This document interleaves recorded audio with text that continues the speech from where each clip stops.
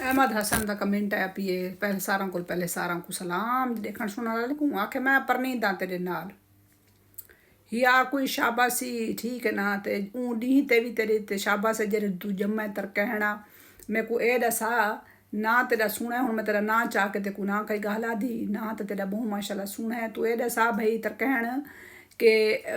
मासिया नाल करा भणे जे परनी जे खुदा चट करिए तुस किनते पासे वेंदे पावे केड़े पासे तुस वेंदे पावे कोई हिया को हाथ मारो के वन के दिमाग दा इलाज करा कोई जड़ी बूटियां शूटियां खा मेरे को लगदा ते कुछ चेते दा बुखार थिया बैठा है ठीक है ना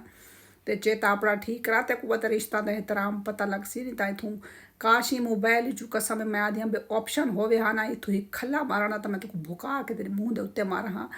मैं आखा बे निकम्मा ते को तेरी माँ दसा कानी ते को कह दसा कानी बे मासियां जरिया उन्हें नहीं परनी दे चला अल्लाह पुछी बिया मैं को दसा हूँ मैं जो परनी हुई हूँ जने को क्या करा को मार सटना जार दे माँ उनके नाल हूँ के करा हूँ मैं को तो हिके शादी दी इजाजत मैं को दसा जना को होने 4 शादी दी इजाजत तू ही कार बात मासड़ को दे बात कई हाथ पैर घुट ते बात उनके नाल परनी जी ओ दूजी कर गिनसिया ठीक है ना हूँ मैं चक्करा हूँ तो यही इस्लाम ते शरीयत च इजाजत जो हूँ हिक दी है हूँ मैं तो हूँ हिक की जो वधियां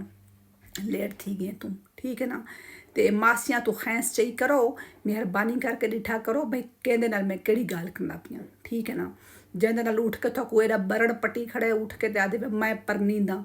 काशे डिठा ना उंदे तुस परनी च पै करो ठीक है ना गड्ढे भी खड़ी हो उंदे भी तुस परनी च पै करो कई या को हाथ मारो परनी जाने वास्ते बजेरी छुअर डिठी सुनी या त्रेबद डिठी मैं परनी दा ना तो को बिया कोई काम कानी ना तो को कारोबार दिए ना तो को बिजली दे बिल्लां दिए ना तो को घर दे सौदा दिए ना तू मां दियां दवाइयां आने दा इतना बह के तू बकवासा करदा बैठा तू परनी दे तू आ मैं तो को जरा दसा भी परनी जुण हूं किसी